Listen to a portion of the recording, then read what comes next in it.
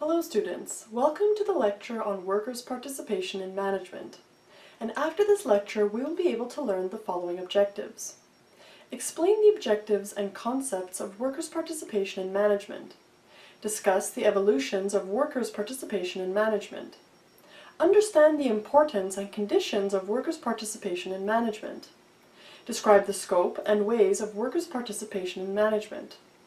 Explain the WPM advantages. Understand the quality of work life. Describe the workers' participation in public sector banks. Explain the plant and broad level workers. Understand the objectives, features, and scenario of workers' welfare.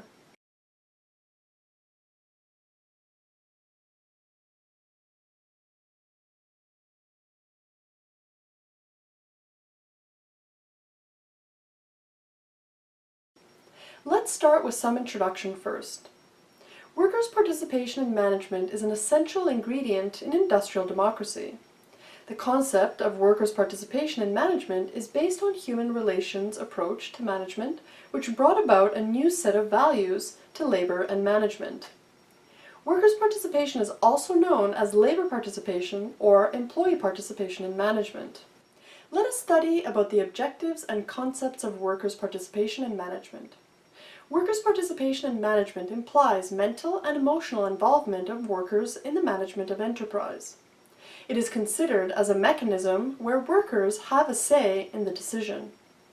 The philosophy underlying workers' participation stresses democratic participation in decision-making, maximum employer-employee collaboration, minimum state intervention, realization of a greater measure of social justice, greater industrial efficiency, and higher level of organizational health and effectiveness. Workers' participation in management was given importance only after independence.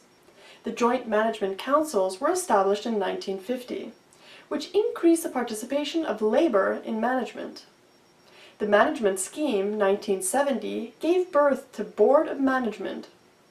Since July 1975, the two-tier participation model called Shop Council at the shop level and Joint Councils at the enterprise level were introduced. Based on the review and performance of previous schemes, a new scheme was formulated in 1983. The new scheme of workers' participation was applicable to all central public sector enterprises, except those specifically exempted. The workers' participation schemes provide wide scope for application and upliftment of workers.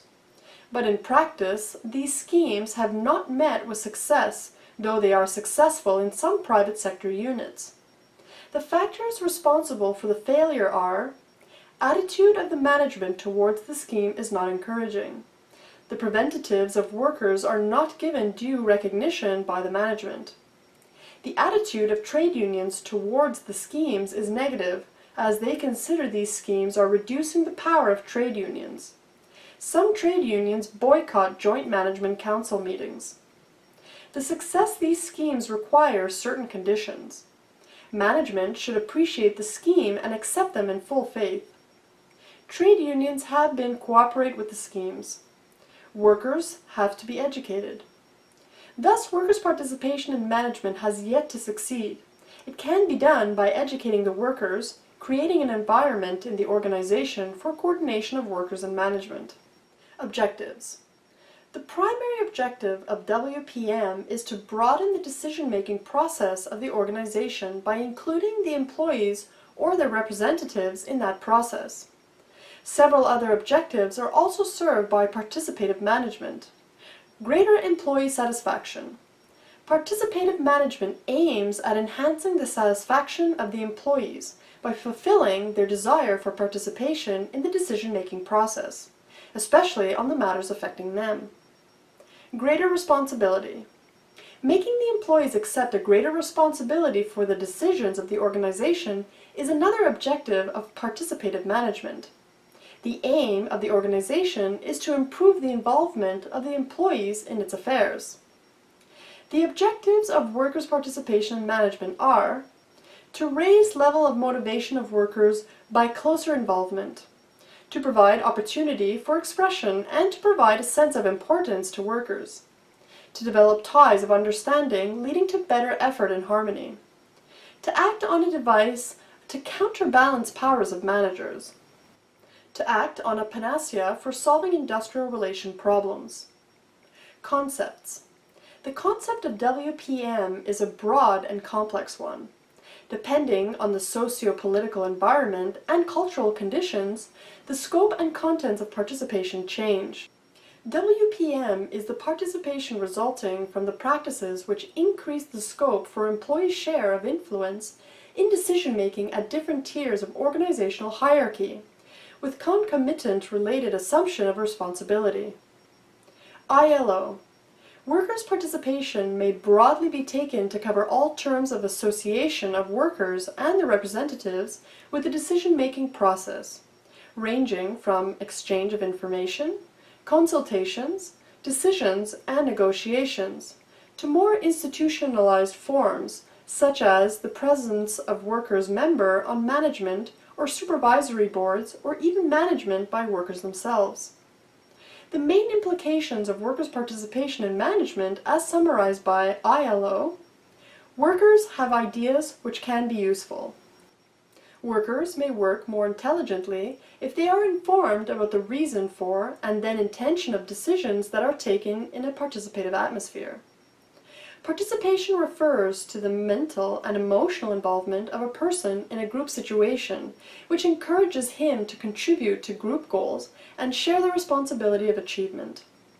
It implies a situation where workers' representatives are, to some extent, involved in the process of management decision-making, but where the ultimate power is in the hands of the management. It is the mental and emotional involvement of a person in a group situation which encourages him to contribute to goals and share responsibilities in them.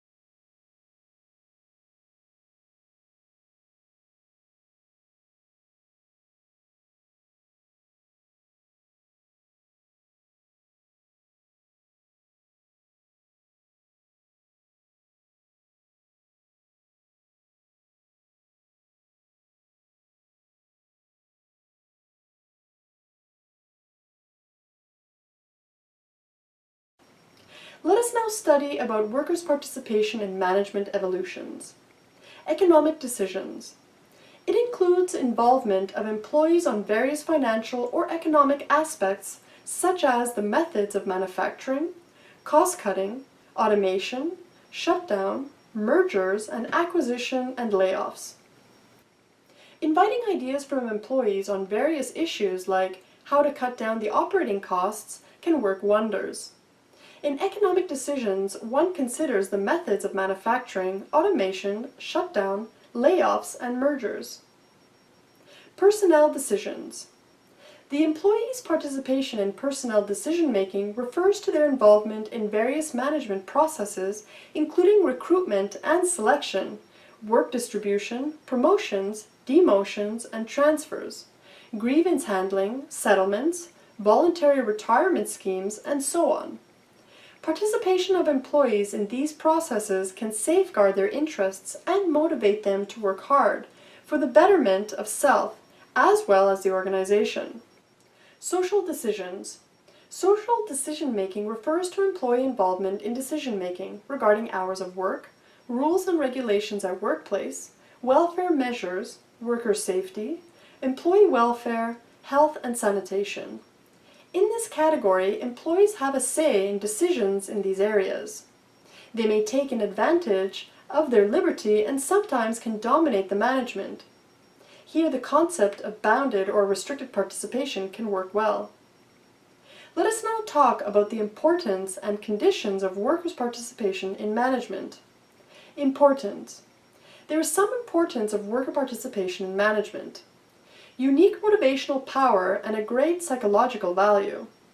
Peace and harmony between workers and management. Workers get to see how their actions would contribute to the overall growth of the company. They tend to view the decisions as their own and are more enthusiastic in their implementation. Participation makes them more responsible. They become more willing to take initiative and come out with cost-saving suggestions and growth-oriented ideas. Conditions. The success of workers' portion in management depends upon the following conditions. The attitude and outlook of the parties should be enlightened and impartial so that a free and frank exchange of thoughts and opinions could be possible. Both parties should have a genuine faith in the system and in each other, and be willing to work together. Participation should be real. The issues related to increase in production and productivity, evaluation of costs, development of personnel, and expansion of markets should also be brought under the jurisdiction of the participating bodies. Participation must work as a complementary body to help collective bargaining, which creates conditions of work and also creates legal relations. There should be a strong trade union which has learned the virtues of unit and self-reliance so that they may effectively take part in collective bargaining or participation. A peaceful atmosphere should be there wherein there are no strikes and lockouts, for their presence ruins the employees, harms the interest of the society, and puts the employees to financial losses. Let us now study the scope and ways of workers' participation in management. The scope of workers' involvement in managerial decision-making may extend to social, economic, and personnel decision-making depending upon the requirements of the organization. But there is a difference of opinion about the extent to which employees can participate in managerial decision-making process. Should they be equal partners and make joint decisions, or should workers be given opportunities through their seniors to come up with the ideas? The first school of thought favors the actual participation of workers, while the second school of thought suggests the consultation of workers in managerial decision-making. It is up to the management to decide which style it prefers and to what extent it requires involvement of employees. Employee participation in decision-making process is beneficial. However, there may be some limits on it to ensure that they do not take advantage of their liberty and right of participation. There are several ways through which employees can participate in the whole process. Some of them are financial participation, participation through collective bargaining, participation at the broad level, participation through ownership, participation through work councils and committees, and participation through suggestion schemes. One view is that workers or the trade union should, as equal partners, sit with the management and make joint managerial decisions. The other view is that workers should be only given an opportunity, through their representatives, to influence managerial decisions at various levels. In practice, the participation of workers can take place by one or all the methods as participation at the board level. This would be the highest form of industrial democracy. The workers' representative on the board can play a useful role in safeguarding the interests of workers. He or she can serve as a guide and a control element. He or she can prevail upon top management not to take measures that would be unpopular with the employees. He or she can guide the board members on matters of investment in employee benefit schemes like housing and so forth. Problems associated with this method. Focus of workers' representatives is different from the focus of the remaining members of the board. Communication and subsequently relations between the workers' representative and the workers suffers after the former assumes directorship. He or she tends to become alienated from the workers. Participation through ownership. This involves making the workers shareholders of the company by inducing them to buy equity shares. In many cases, advances and financial assistance in the form of easy repayment options are extended to enable employees to buy equity shares. Advantage. Makes the workers committed to the job and to the organization. Drawback. Effect on participation is limited because ownership and management are two different things. Participation through complete control. Workers acquire complete control of the management through elected boards. The system of self-management in Yugoslavia is based on this concept. Self-management gives complete control to workers to manage directly all aspects of industries through the representatives. Advantages. Ensures identification of the workers with their organization. Industrial disputes disappear when workers develop loyalty to their organization. Participation through staff and work councils. Staff councils or works councils are bodies on which the representation is entirely of the employees. There may be one council for the entire organization, or a hierarchy of councils. The employees of the respective sections elect the members of the councils. Such councils play a varied role. Participation through the joint councils and committees. Joint councils are bodies comprising representatives of employers and employees. This method sees a very loose form of participation, as these councils are mostly consultative bodies. Participation through collective bargaining. Through the process of CB, management and workers may reach collective agreement regarding rules for the formulation and termination of the contract of employment, as well as conditions of service in an establishment. Participation through job enlargement and job enrichment. Excessive job specialization that is seen by a byproduct of mass production in industries leads to boredom and associated problems in employees. Two methods of job designing, job enlargement and job enrichment, are seen as methods of addressing the problems. Job enlargement means expanding the job content, adding task elements horizontally. Job enrichment means adding motivators to the job to make it more rewarding. This is WPM in that it offers freedom and scope to the workers to use their judgment. Participation through suggestion schemes. Employees' views are invited and reward is given for the best suggestion.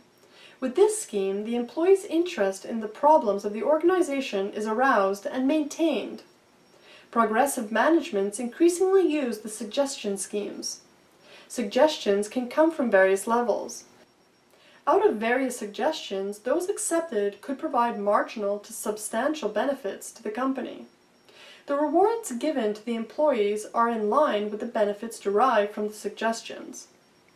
Let us now move to the WPM advantages. Employees become involved in decision-making, acquire communication, and analytical skills.